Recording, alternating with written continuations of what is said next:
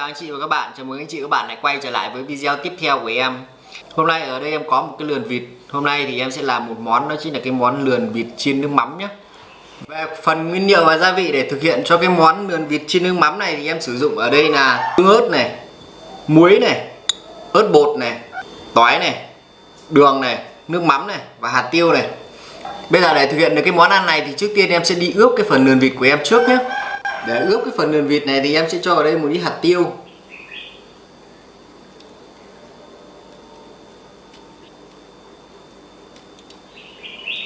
đây là một ít ớt bột,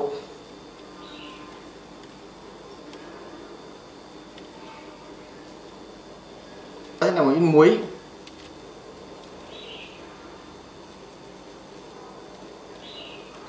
sau khi xong rồi anh chị sẽ dùng tay chúng ta chà sát các nguyên liệu lên trên cái phần lườn vịt nhé.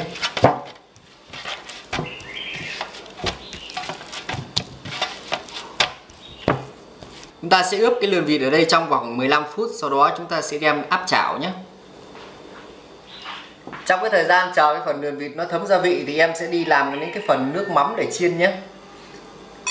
Em sẽ cho vào đây một thìa đường, một thìa nước mắm, một thìa tương ớt, một thìa nước lọc.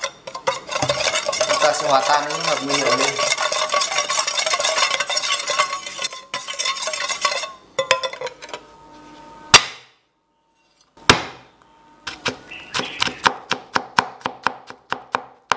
Với phần tỏi thì em cũng mang đập dập và băm nhỏ ra.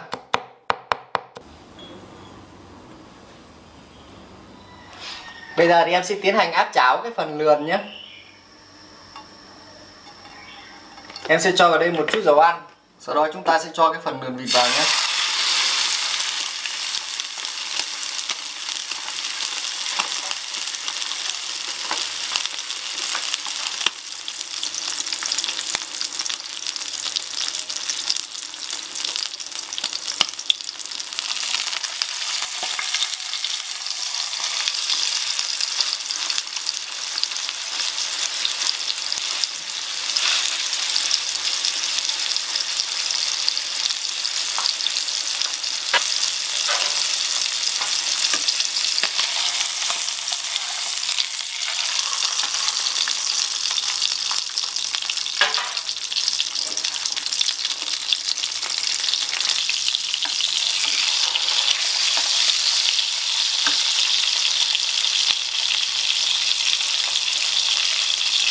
Sau khi mà em đã áp chảo cái lườn vịt của em nó vàng lên như thế này rồi thì bây giờ em sẽ cho vào lò nướng để em nướng nhé.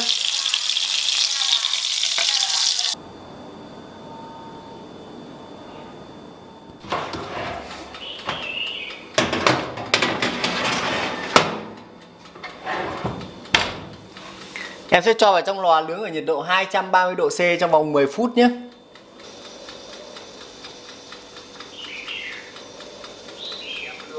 Trong cái thời gian chờ đợi cái phần lườn vịt đang nướng ở trong lò thì em sẽ đi chuẩn bị cái phần nước mắm để chiên nhé.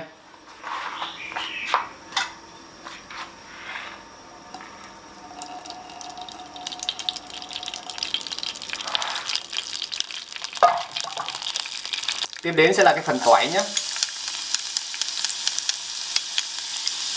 Chúng ta sẽ cho cái phần tỏi vào để chúng ta phi nó lên, cho cái phần dầu nó có cái mùi thơm mùi tỏi. Khi mà cái phần tỏi đã xém lên như thế này rồi, chúng ta sẽ cho ra lọc lấy phần dầu thôi nhé. Sau đó chúng ta sẽ cho ngược lại cái phần dầu lại nhé.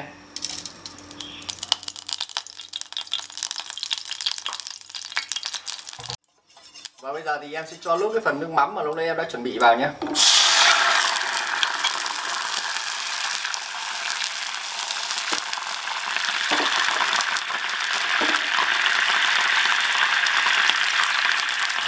Sau khi cho phần nước mắm vào thì anh chị sẽ cho cái phần lườn vịt vào cho em.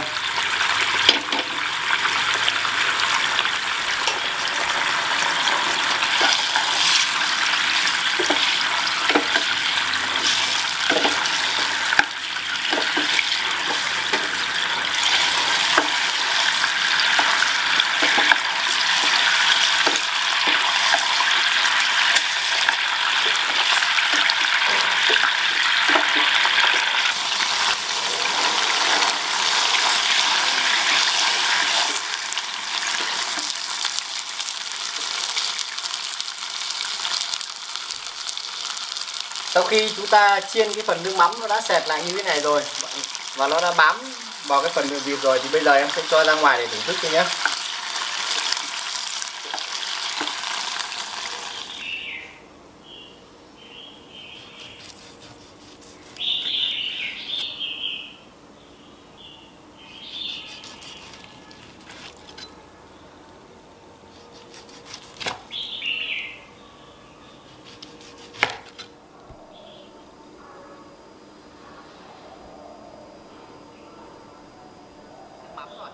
Như vậy này em vừa hoàn thành xong cái món lườn vịt chiên nước mắm rồi. Bây giờ thì xin mời anh chị và các bạn cùng em thưởng thức cái món ăn này nhá.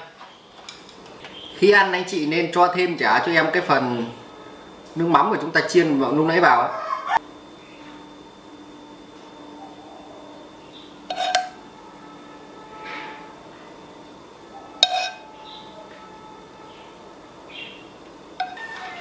Ăn như thế này nó sẽ rất là ngon, nó sẽ đượm vị hơn rất là nhiều.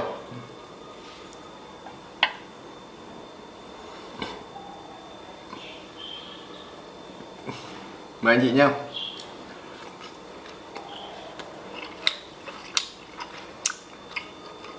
Như vậy là cái video của em đến đây đã kết thúc rồi. Cảm ơn anh chị và các bạn đã theo dõi video của em nhé. Nếu cảm thấy video em hữu ích thì nhớ bấm đăng ký kênh để ủng hộ em nhé. Và bây giờ thì xin chào và gặp lại anh chị trong những video tiếp theo nhé.